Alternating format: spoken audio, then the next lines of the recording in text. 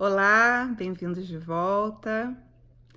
O assunto de hoje é como o nosso cérebro processa emoções. Mais especificamente, eu vou estar falando sobre 3 sistemas de processamento de emoções que a gente tem. E esse é um assunto relativamente extenso, então eu estou planejando dividir em provavelmente 2 ou 3 vídeos, mas vamos ver como é que fica, né, enquanto a gente for fazendo. Então, o primeiro sistema de emoções que eu gostaria de falar é o sistema de detecção de ameaças. A gente sabe que o nosso cérebro foi desenvolvido durante anos, milhares de anos de evolução natural, e foi desenvolvido em ambientes em que a ameaça era muito mais física, a nossa integridade física, do que realmente a nossa integridade mental, a nossa autoimagem, né? Então, esse sistema é responsável por gerar emoções tipo raiva, medo, ansiedade, nojo. Para a gente ver como é que ele age, eu vou dar um exemplo. Então, digamos que eu vejo uma cobra. E esse sistema de detecção de ameaças detectou uma cobra, detectou uma ameaça.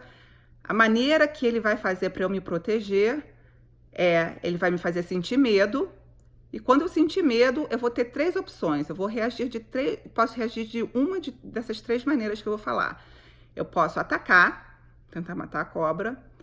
Eu posso tentar fugir para não ser atacado pela cobra, ou eu posso me paralisar. Posso, tentar me camuflar com a esperança de que a cobra não me veja e vá embora. Então, esse sistema tem essas 3 respostas básicas. Ele cita essas 3 respostas básicas: ataque, fuga e parálise. Né? Um outro exemplo. Digamos que eu vejo uma barata.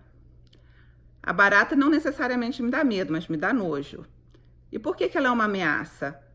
Porque se ela andar pela minha comida, por exemplo, eu posso pegar uma infecção intestinal e morrer de diarreia se, por exemplo, eu não tiver acesso a cuidados médicos.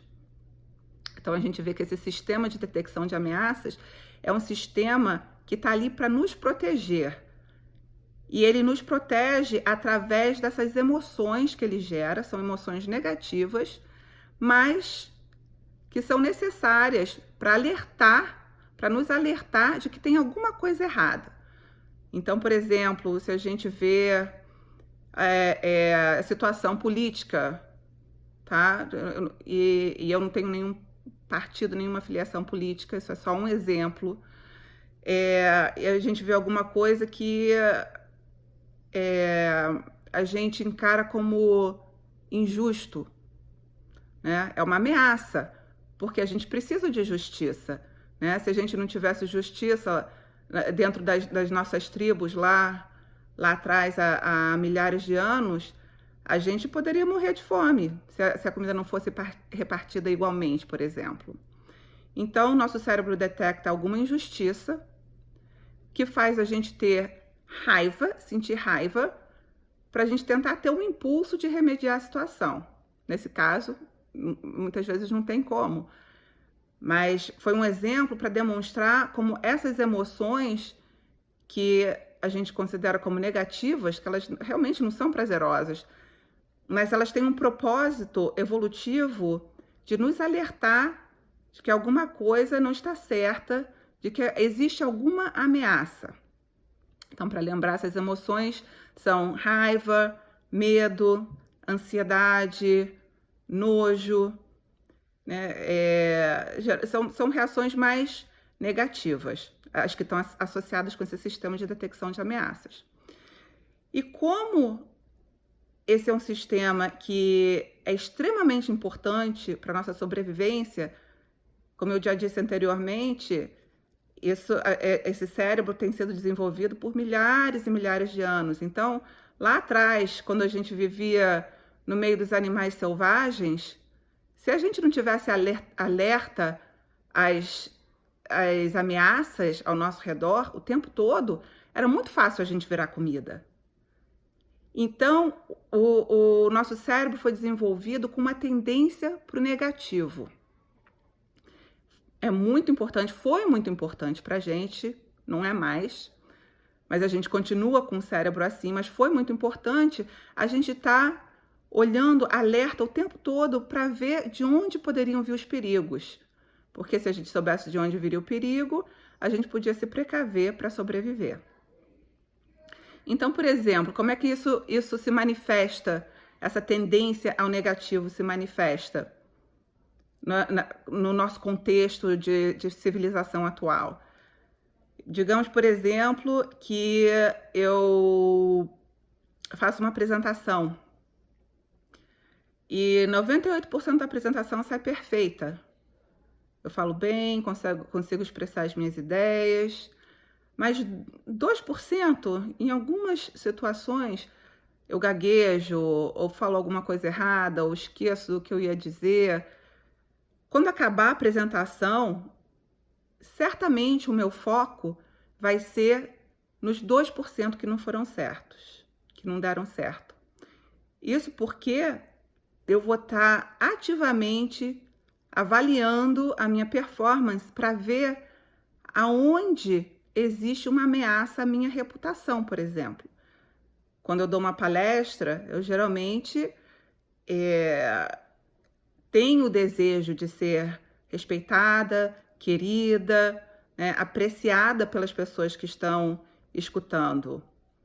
E se eu detecto que eu fiz alguma coisa que possa contrariar as minhas expectativas, eu começo a me sentir ameaçada. Ameaça à desconexão social, ameaça digamos, a má reputação, etc.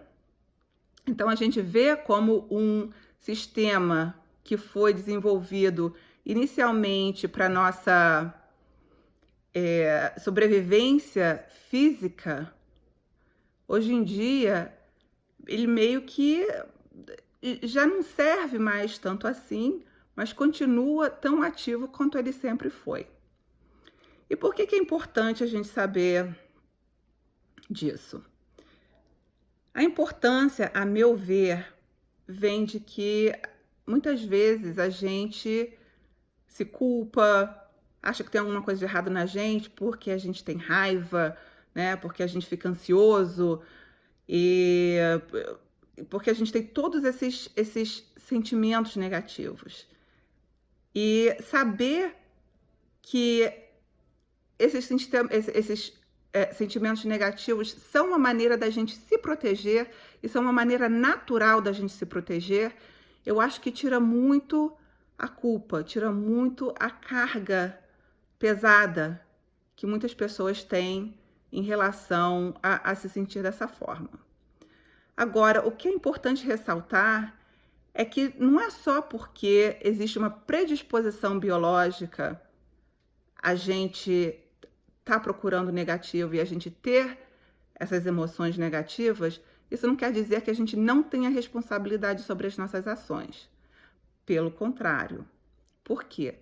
Porque quando a gente tem o cérebro racional, a gente já não é mais igual que a gente era há milhares de anos atrás. A gente está aperfeiçoando cada vez mais a nossa habilidade de ponderar e discernir. Então, a gente ter essas emoções não é problema. O negócio é a gente poder controlar as nossas reações a essas emoções. E por último, só como uma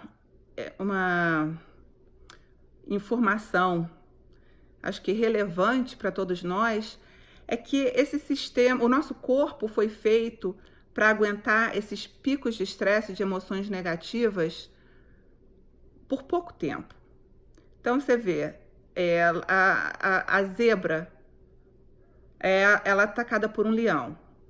Na hora que ela vê o leão, na hora que ela detecta a ameaça, ela tem um pico de adrenalina, ela se prepara para fugir. No caso da zebra, ela foge, né? Ela não ataca, tenta atacar de volta, porque provavelmente não daria certo.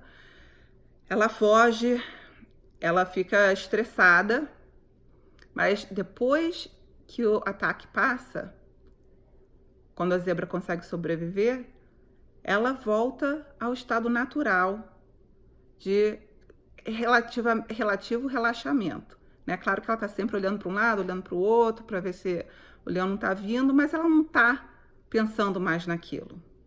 Por outro lado, imagina um ser humano sendo atacado por um leão. Depois, se o ser humano conseguir escapar, o que vai acontecer? Vai vir o nosso cérebro novo, uma parte que as zebras não têm e que os nossos primatas lá atrás também acho que não tinham, que nos permite analisar passado e futuro, e a gente vai começar. Ah, meu Deus do céu, era um leão. E se as crianças estivessem do lado de fora? Teria comido todos eles. E se fossem 2 leões, e se amanhã vierem 2 leões, como é que eu faço? Eu vou mudar de bairro. Mas se no meu bairro novo, se também tiverem leões, o que eu vou fazer? Então, o estresse que era para ser um estresse momentâneo, a gente vê que se prolonga por muito e muito tempo. E é isso que acontece com muitos de nós na nossa vida moderna, que a gente tem ameaças diárias, constantes, no nosso trabalho, no nosso ambiente, no nosso lidar com os outros diariamente, e a gente prolonga esse estresse porque a gente fica ruminando sobre o assunto.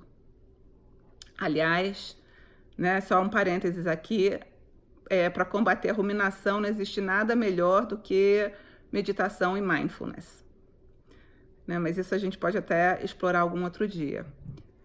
Então, é importante a gente ter consciência de que o nosso corpo não foi feito para aguentar esse estresse constante que vem da gente se manter no sistema de ameaças durante tempo prolongado.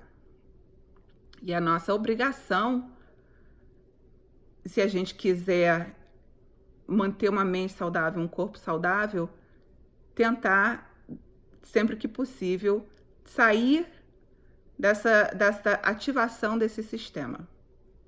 Então é isso por hoje. Da próxima vez eu vou estar falando sobre os sistemas de gratificação e o sistema afiliativo. Até já. Tchau, tchau.